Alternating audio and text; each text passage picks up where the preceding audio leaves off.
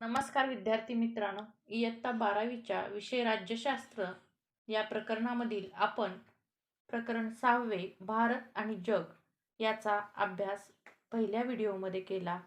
यामध्ये आपण भारताच्या परराष्ट्र धोरणाची उद्दिष्टे, भारताच्या परराष्ट्र धोरणाची तत्त्वे अभ्यासलेली आहेत. आता या दुसऱ्या भागाचा आपण अभ्यास करायचा आहे.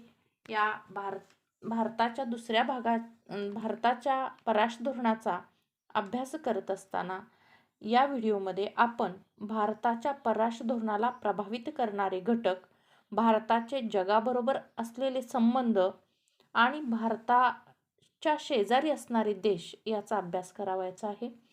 चला तर मग अभ्यास करूया. भारताच्या परराष्ट्र धोरणाला प्रभावित करणारे घटक. भारताच्या परराष्ट्र धोरणाला प्रभावित करणारे घटक अभ्यासत असताना एकूण 5 घटकांचा आपण अभ्यास करायचा आहे. पहिला घटक आहे भौगोलिक घटक, दुसरा घटक आहे ऐतिहासिक घटक, तिसरा आहे आर्थिक घटक, चौथा आहे राजकीय घटक आणि पाचवा आहे आंतरराष्ट्रीय व्यवस्था. हे घटक सविस्तरपणे अभ्यासूया. प्रत्येक देशाला परराष्ट्र धोरण ठरवत असताना त्या देशाला भौगोलिक घटकाचा विचार करावा लागतो. आता भारताचा परराष्ट्र धोरण आपण अभ्यासतोय. भारतामध्ये दक्षिण भारताची विस्तृत किनारपट्टी, तसेच उत्तर आणि ईशान्येकडील हिमालय, संपूर्ण उत्तर आणि ईशान्य सीमेकडील चीनसारखा मोठा देश असणे याचा परराष्ट्र धोरणावर परिणाम झाल्याचे आपल्या दिसून येते. म्हणजेच दक्षिण आशियाच्या या वैशिष्ट्यपूर्ण भौगोलिक परिस्थितीचा सुद्धा भारताच्या परराष्ट्र धोरणावर परिणाम झालेला दिसून येतो. त्याचबरोबर भारताचे हिंदी महासागरात महत्त्वाचे स्थान आहे, हेही विसरून चालणार नाही. त्यानंतर दुसरा घटक आहे ऐतिहासिक घटक.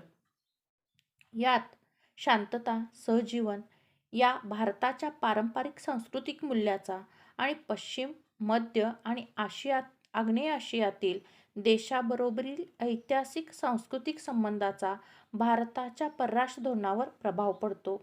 तिसरा घटक आहे आर्थिक घटक.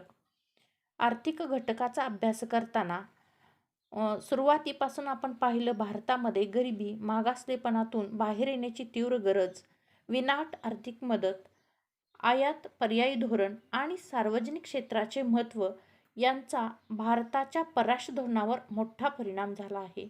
1991 नंतर उदारीकरण, खाजगीकरण आणि जागतिकीकरणाचे धोरण अवलंबल्यानंतर भारतीय परराष्ट्र धोरणात अनेक मूलभूत बदल घडून आल्याचे दिसून येते.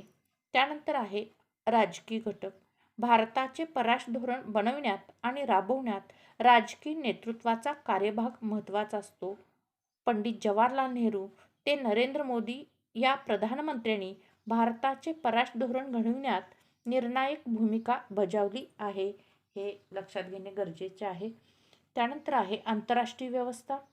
शीतयुद्धाच्या काळात द्विध्रुवीय व्यवस्था आणि महासत्तांचे राजकारण, शीतयुद्ध संपल्यानंतर आंतरराष्ट्रीय व्यवस्था यांचा प्रभाव भारताच्या परराष्ट्र धोरणावर पडला.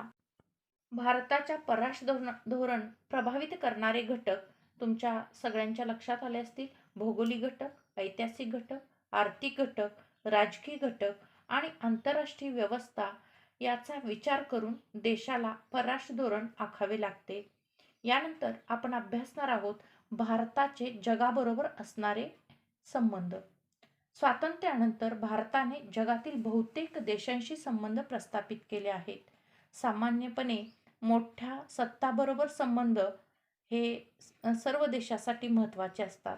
आता आपण यामध्ये अभ्यासणार आहे भारत अमेरिका संबंध, भारत रशिया संबंध आणि भारत चीन संबंध याचा आपण अभ्यास करायचा आहे. पहिल्यांदा भारत अमेरिका संबंध अभ्यासत असताना अमेरिकेचे राष्ट्राध्यक्ष F.D. रुझवेल्ट यांनी भारताच्या स्वातंत्र्याच्या मागणीला पाठिंबा दर्शविला. 20व्या शतकाच्या शेवटी भारत अमेरिका संबंधाचे स्वरूप बदलू लागले. भारताचे राष्ट्राध्यक्ष जॉर्ज बुश यांच्या दहशतवादी विरोधी युद्धाच्या भूमिकेला पाठिंबा दिलेला आहे. तसेच पाकिस्तान स्थित दहशतवादी गटाने 2001 मध्ये भारतीय संसदेवर हल्ला केला आणि त्यावेळेला सुद्धा अमेरिकेने म्हणजे पाकिस्तानला बजावल्याचे आपल्या लक्षात येते.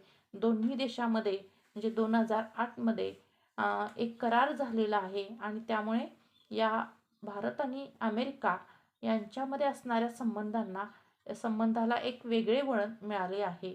दुसरा आपण अभ्यासतोय भारत आणि रशिया संबंध. सोव्हिएट रशिया बरोबर संबंध हे युद्धाच्या काळातील भारताचे सर्वाधिक टिकाऊ संबंध होते. भारताच्या सार्वजनिक क्षेत्रातील अवजड उद्योगासाठी सोव्हिएट रशियाने तंत्रज्ञान आणि अर्थसहाय्य दिले, संरक्षण दलाला महत्त्वाची शस्त्रास्त्रे पुरवली आणि शस्त्रास्त्रांचे भारतात उत्पादन करण्याचे करारही केले. 1971चा भारत सोव्हिएट मैत्री करार हा या संबंधातील एक महत्त्वाचा टप्पा होता. म्हणजेच यामध्ये भारत आणि रशिया हे संबंध चांगल्या पद्धतीने असलेले आपल्याला दिसून येतात. त्यानंतर तिसरा देश आहे भारत आणि चीन संबंध. भारताने चीनमधील साम्यवादी राजवटीस मान्यता दिली. 1954मध्ये व्यापार व सहकार्याचा करार केला.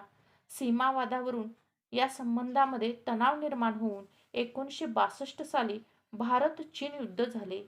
युद्धात भारताचा पराभव झाल्यानंतर उभयतातील राजनैतिक संबंध संपुष्टात आले. 1976मध्ये भारत आणि चीनमधील राजनैतिक संबंध पुन्हा सुधारले आणि त्यानंतर आज आपण पाहिले तर चीन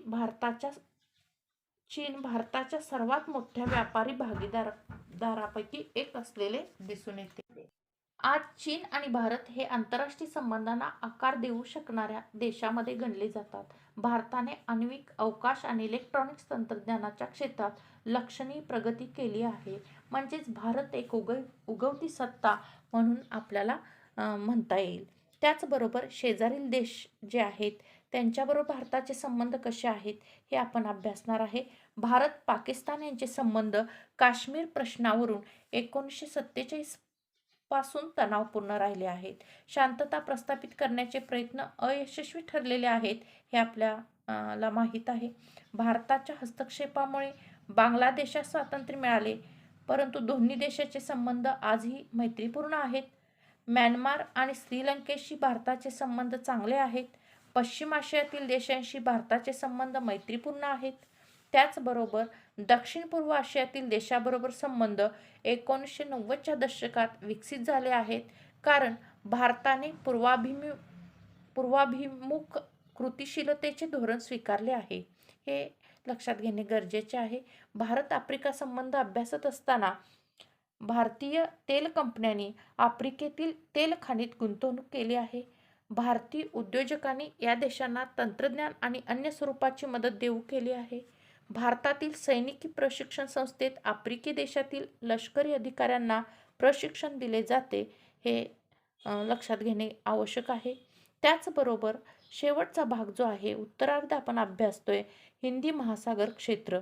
हिंदी महासागर क्षेत्र जे आहे हे अभ्यासत असताना हिंदी महासागर हा जगातील सर्वात जास्त वावर असलेला आणि महत्त्वाचा सागरी वाहतुकीचा मार्ग आहे.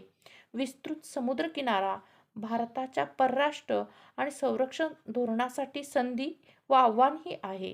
हिंदी महासागरातील सामरिक स्थानाचा उपयोग करण्यासाठी भारताने सागरमाला ही बंदराधारित विकास योजना हाती घेतली आहे. लक्षात ठेवा, यामध्ये सागरमाला त्याचबरोबर त्याला पूरक भारतमाला ही योजना आखली आहे. अशा पद्धतीनं भारताचे यामध्ये जगामध्ये असणारे स्थान जे आहे हे अतिशय महत्त्वपूर्ण असलेले आपल्याला दिसून येते. धन्यवाद.